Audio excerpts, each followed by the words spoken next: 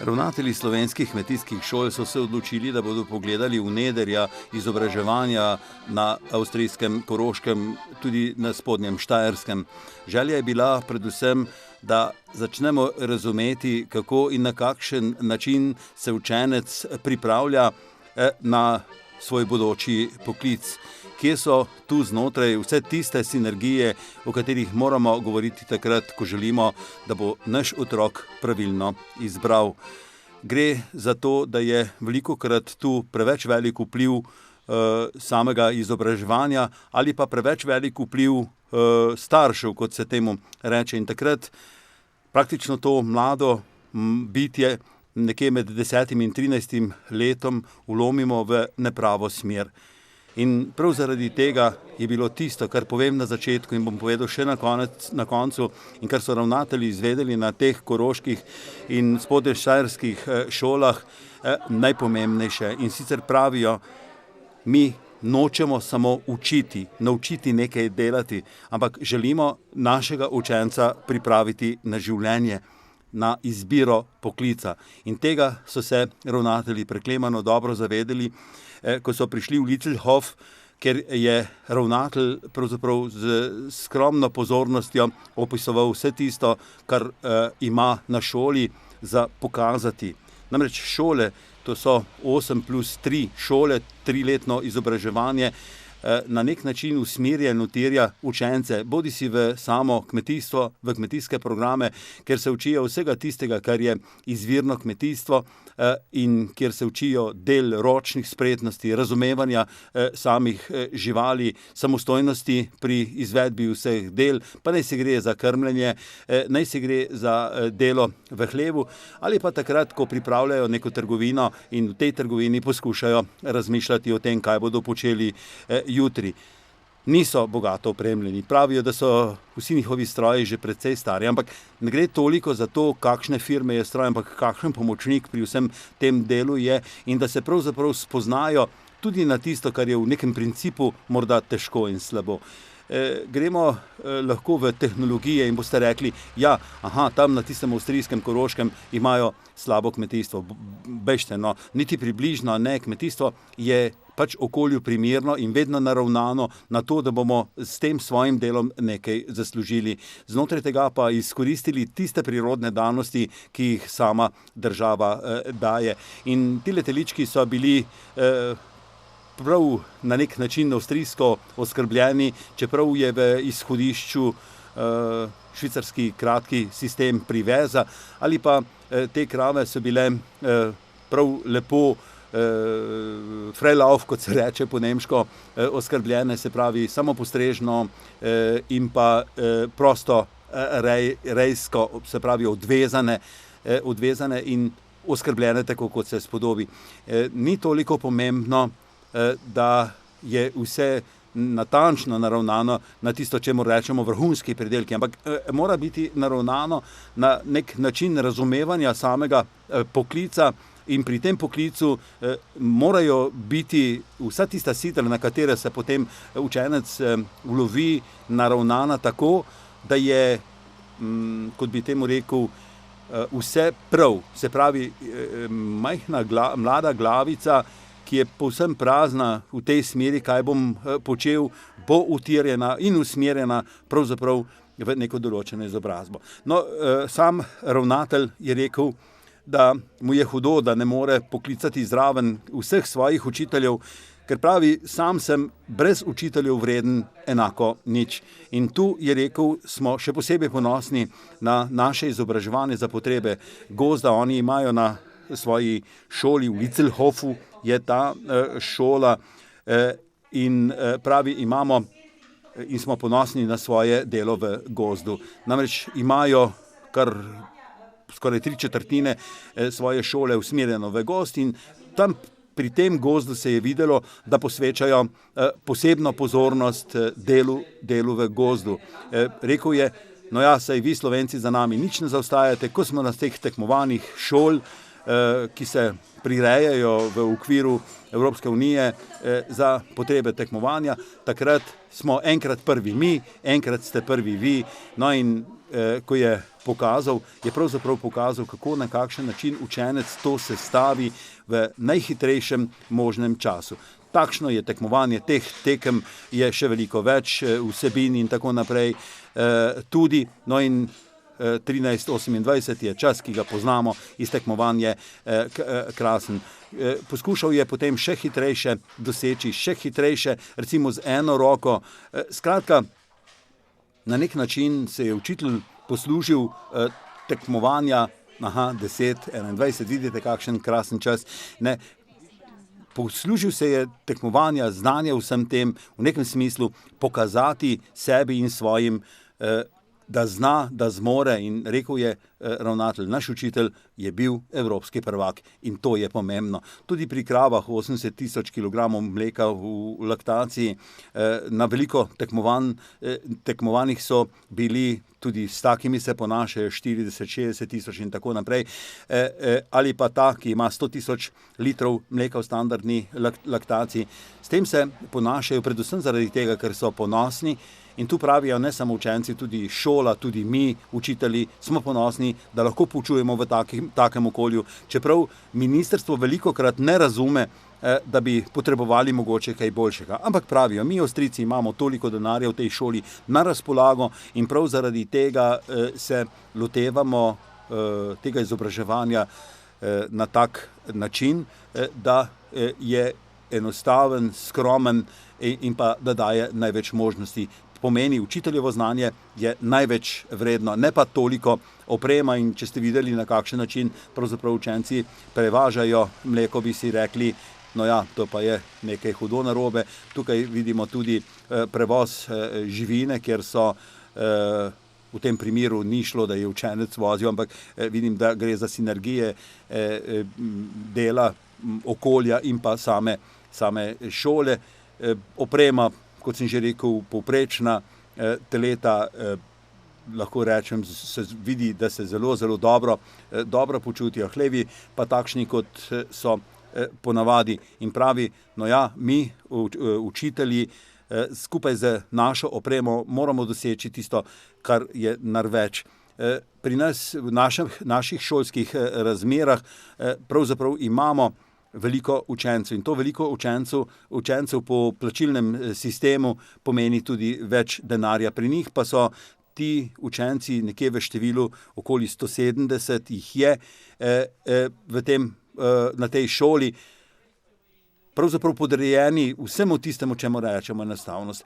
Na šoli, kot sem že rekel, imajo kmetijstvo, potem se ukvarjajo tudi nekaj malega z ježo, z vožnjo vprek, konji so sestavni del učnega programa.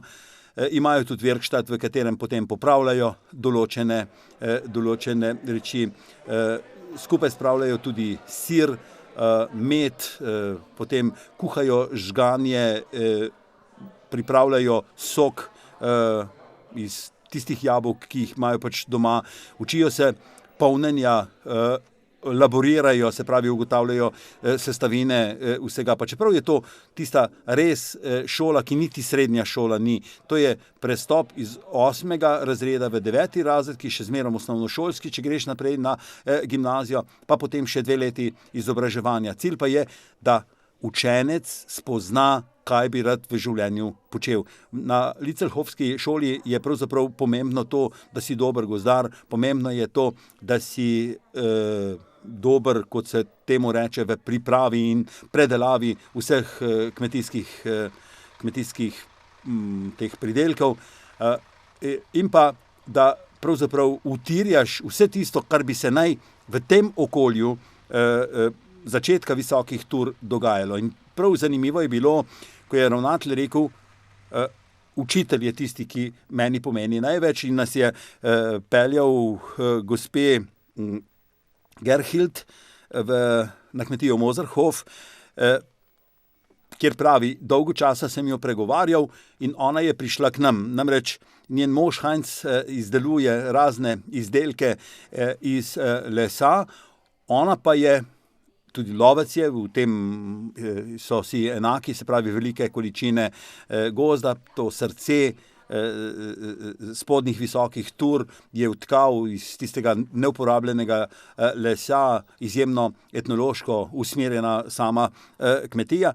No in rekli so, kdo bo lahko nas na tej šoli v Littelhofu več naučil o kmečkem turizmu, o dejanjenju turizma kot nekdo, ki je popolnoma pogorel, se pravi kmetija je popolnoma pogorela in potem popolnoma na novo zgradil celotno kmetijo in ji dal tisto dušo, ki je avstrijska. Tu vidite primer, kako na kakšen način lahko se ogleda te živalice, tudi vidite, da gre za evropska sredstva nekaj. Oni so to vse skupaj pripravili, pa zraven še kakšno staro vprego ohranili, pogoreli so, kot sem že rekel, pa vendarno iskali, lahko rečem, izhodišče, ki mu je v nekem smislu pomembno predvsem to, da zaznaš, aha, to sem jaz, Avstrijec, to je moje, to pridelam na tej zemlji in iz te zemlje izčrpam ven to, kar je. Vsi, ki kdarkoli obiščejo to kmetijo, pravijo, da so polni preko vsega leta. Vsi na nek način so s tem zadovoljni. In to poskuša gospa Gerhild prenašati na učence, pohodniška palica, in pravi, ne morem, veliko dela imava skupaj z možem, velikokrat sva sama, takrat saj v tistem času, ko ni veliko turistov, pa saj skoraj da jih ni, 3 dni na leto imata dopusta. No in zgradila sta tako majhno naselje in v tem majhnem naselju ponujata kaj drugega kot tisto, kar je v tem okolju dano. Torej, čisti zrak, potem pohodništvo, lovstvo, mir. Res mirno je bilo, ko sem rekel, pa saj nikogar ni, aha, sem zagledal še reko, zraven reke sta izdelala majhno kopališče, ki pravzaprav ne more biti primerljivo z ničemer, ampak tu v tej Avstriji je pravzaprav to. Sam pa, ker rad včasih kaj zaveslam, recimo tudi bi veslal po tej reki. In kako lepo so delovala drva spredaj pred tem domom, ki so jih mogoče nacepili tudi turisti. Ali pa kako lepo je bila izdelana hiška, ki je izdelana iz tistih starih brun. Vse drugo je tudi novo, ampak pokazali so, kako lahko iz starih špirovcev odpadlega lesa, no, to je gospa profesorica, ki je tudi lastnica te kmetije. Pa rekel sem ji, no ja, kaj pa boste počeli in zakaj to počnete, saj vam praktično to niti ne bi bilo potrebno učiti. Pravi, ne, to je moje veselje, to sem jaz, to je Avstrija in prav zaradi tega se moram dati in takrat pridejo tudi učenci pomagati, recimo na šolo, ona pa odpredava vse tisto, čemur rečemo, kako na kakšen način organizirati našo kmetijo, da bomo lahko šli po poti kmečkega turizma, utiranja vse skupaj v tiste turistične poti. No in tu sem razumel, ko je pokazal učitelja pri recimo uravnavanju samih žag ali pa, ko je ta Moserhof kmetijo pokazal, tu sem razumel, v čem je ta smisel. Kdo lahko bolj razume, in ravnatelji so seveda dojeli, kdo lahko bolj razume to otroško dušo, to, kar je pomembnega, kot ravno tisti, ki s tem živi. Kdo lahko to bolj pove? In zaradi tega naj mi oprostijo vsi tisti, pridete iz fakultete, ne znate, ne veste nič, poskusili niste nič in vaš cilj je, da učite. To je pravzaprav, lahko bi rekel temu, bogokletno. In tega smo se zavedli pravzaprav tudi tu na tej Littelhofski šoli, da je pravzaprav pomembno za obstoj države, da je pomembno za našo plačo, da je pomembno tudi za to, da tem otrokom damo pravi izbor poklica, koliko znamo, kako lahko navdušimo, kako lahko nekoga preberemo, ali bo sposoben delati ali ne. No in tudi na kmetiji imajo kar veliko število konj in delo s konji. Saj veste, velikokrat povem, ne more vsak delati s konjem. Konj je posebna žival, tu znotraj spada tisti, ki zna delati s konji, spet tam nekje bo oni drugi mogoče lepo narisal sliko, pa si še približati ne bo upal k samemu konju.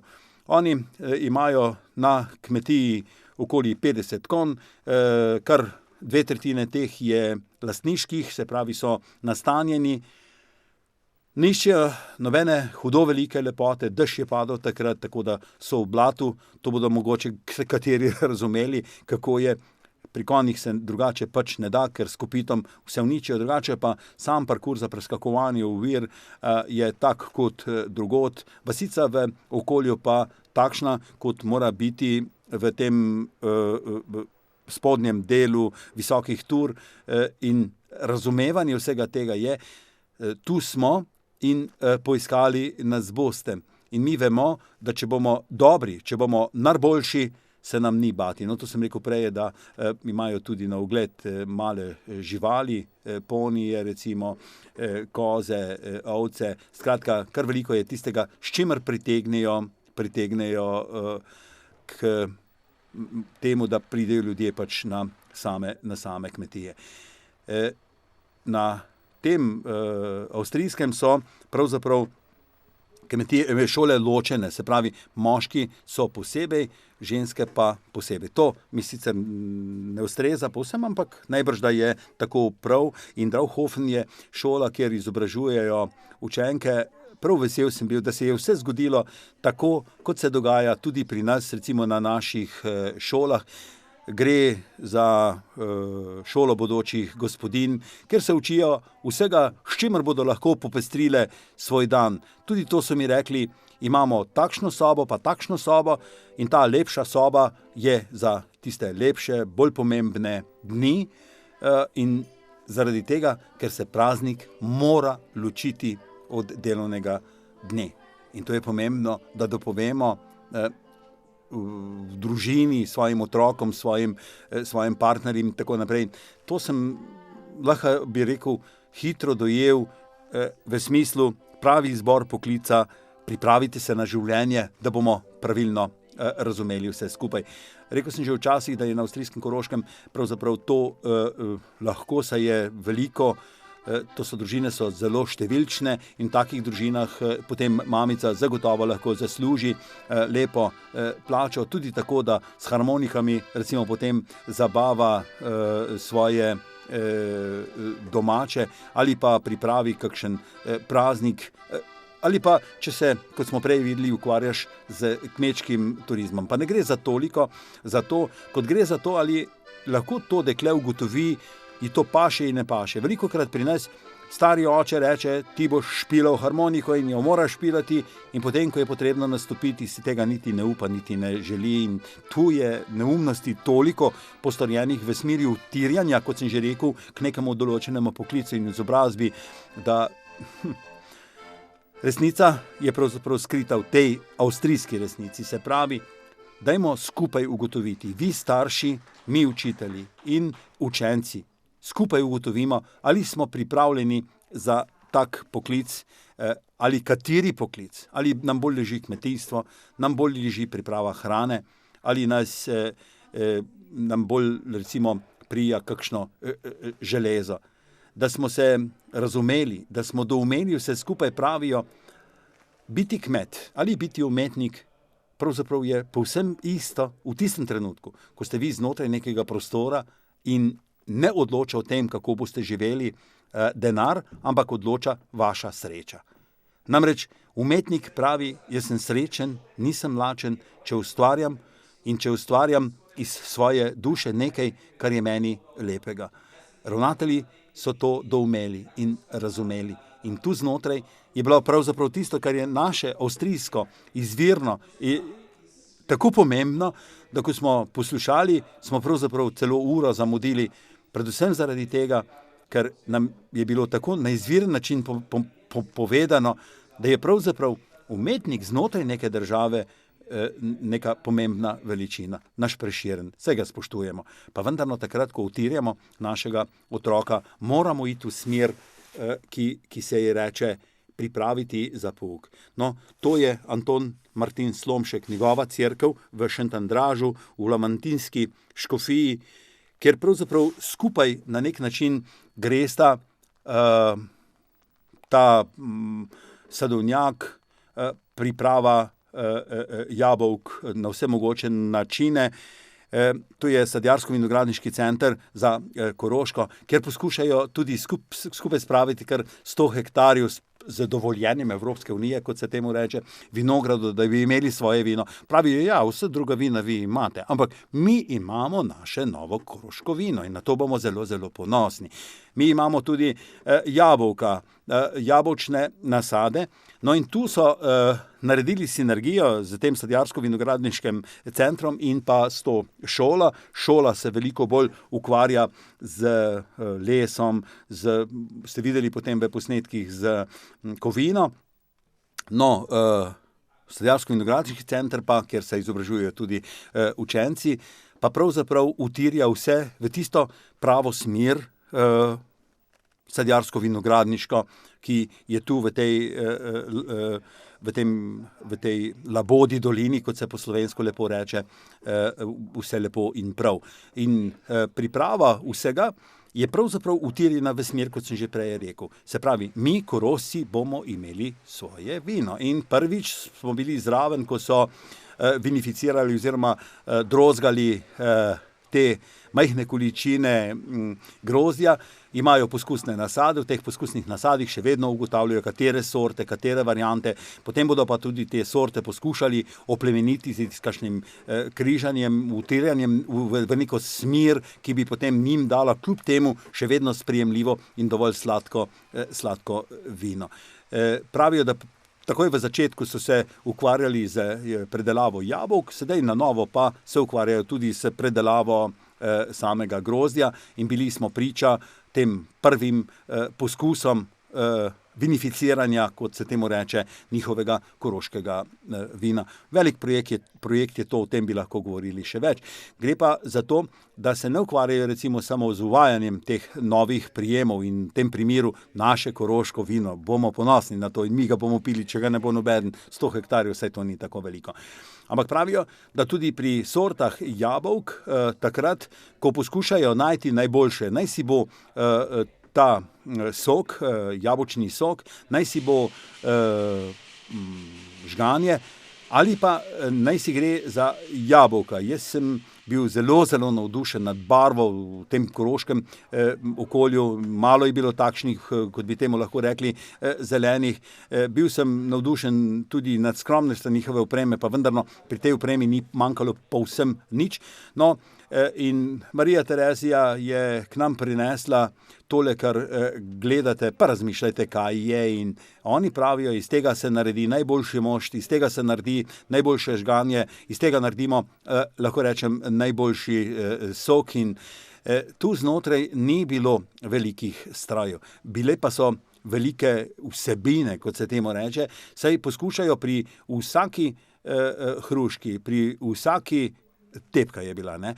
Pri vsakem jabolki pravzaprav doseči tisto, kar je najboljše, zato tudi recimo taka preša, ki daje homogen trop in pa iz ven, no, Zupanova, naša slovenska škropilnica je bila za njih povsem dovolj v redu. Se pravi, pri teh hruškah iztisnejo ven najboljši mošt, pri teh jabolkih pa iščejo variante. Oni imajo, pravi, pri sortah zelo, zelo veliko variant, ki jih potem usmerjajo in utirjajo v tisto stran, ki se reče, to je naša želja, to je naša možnost, to so naše prirodne danosti. No, in takrat, ko hočemo s tem jabolkom doseči kupca, potrošnika, ga bomo na prvi način tako, da je čim lepše, potem pa, ko bo ugriznil to jabolko, mora biti sladko, pravih kislin, struktura kislin mora biti prava,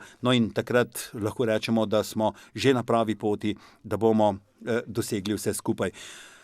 V Šentandražu, v Lamantinski škofiji so pravzaprav rekli o Martinu Slomšku to, da je bil poslan na Slovensko zato, da bi se razširila škofija in da jim je hudo, saj se je takrat, ko je on odšel iz teh krajev, pravzaprav razvoj ustavil.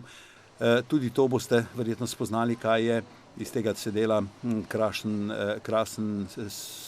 krasno žganje, hrušk, kakršnih hočete. In bili smo tudi v cerkvi, ker smo bili na to lahko recimo sam ponosni, saj je na tak način, ko je Anton Martin Slomšek iz Šentandrža odšel v Maribor, pravzaprav dosegel to, da pravijo, da je ta del pripadal nam Slovencem. Vse skupaj torej še vedno v nekem smislu, to so le otroci stari tam nekje 13-14 let, tudi laboriranje, tudi priprava sokov, pravijo, želimo mi laborirati zaradi tega za kmete, da kmet nas poišče, kmet nam da ogromno izkušenj, na tak način pridemo do tega, da zvemo, kaj je in tisto, kar mora biti prav v tem našem okolju, saj je to edino pravilno. Tako pa izgledajo učilnice, v računalniško učilnico so nas najprej peljali, ne vem zakaj, ker se mi je zdelo vse skupaj veliko bolj pomembno. Tam, kjer smo videli tudi telovadnico, smo si ogledali, skromna, majhna, izjemno avstrijska, veliko lesa, prijetna bi lahko rekel, prav vidi se, kje smo bili. Potem smo odšli v delavnice, učne delavnice, kjer pa smo praktično ostali brez besed. Pouk na teh šolah traja preko vsega dneva, kot sem že rekel, tam nekje okoli 170 učencev. Tu v teh delavnicah počnejo samo tisto, kar doma ne morejo in pravijo, vsako leto sestavimo nek stroj, ki je za nekega učenca pomemben, smo tudi konstruktorji, učimo pa se seveda tudi priprave lesa, prevoza lesa, znotraj vsega tega, za varnost poskrbljeno, samo en učitelj. Pri nas bi bilo to, lahko bi rekel, skoraj da bogokletno, kako, na kakšen način se vse skupaj dogaja, pa vendarno, ko sem si od blizu ogledal vse skupaj, za varnost je zagotovo poskrbljeno, istočasno pa tudi za utiranje teh otrok, da razumejo, to sem jaz, to bom počel, torej ukvarjal se bom z lesom, ukvarjal se bom s kmetijstvom in bom prideloval jabolka, bom prideloval grozdje, ukvarjal se bom s konji, mogoče bom restauriral, to so tudi restaurirali svoj star traktor in ti otročki, vidite, kakšni so, kako mladi, pa vendarno razmišljajo, ne ata mi bodo dali, učiteljca mi bodo povedali, ampak jaz sam se bom odločil na osnovi tistega, kar mi bodo pokazali. Jaz bom to sprejel, pravijo, da v 80% zadanejo in to je bil za mene, lahko rečem, za mene zelo pomembno spoznanje. Kdo pa pri nas hoče razumeti, ti otroci morajo dobiti liziko, pa sladoled, pa moped mu kupiš, pa motor, da se potem mogoče vsa zgodba konča kje v kakšnem jarku. Ob teh starih mašinah pa se naučijo vsega tistega, kar je bilo prihodno. Naučijo se konstruktorstva, saj učitelji pravzaprav v tem konstruiranju vseh teh reči pomagajo razmišljati in takrat vidijo, aha, to sem sposoben, to je tista moja priložnost, to je tisto, kar bi rad počel pravzaprav v svojem življenju. No in tu mislim, da mi velikokrat grobo posegamo v življenje naših otrok z nasilnim poučevanjem pred tablo, s kredo v roki in pozabimo na vse tisto, čemur rečemo življenje potem kasneje je v taki delavnici, je na polju, je v predelovalnici mesa, je na kmečko-turistični kmetiji, ker moraš razumeti, da so gostje včasih tudi drugačni. Poglejte, na kakšen način tu on uči tega učenca, da bo znal na nek način premakniti hlod. Tudi tu vse tisto, kar je Avstrija, se pravi veliko strojev za potrebe lesa, brusilnica, za brušenje teh žag. Z vsem se pravzaprav morajo srečati, da potem kasneje razumejo, to sem jaz in tako gre življenje pravzaprav naprej.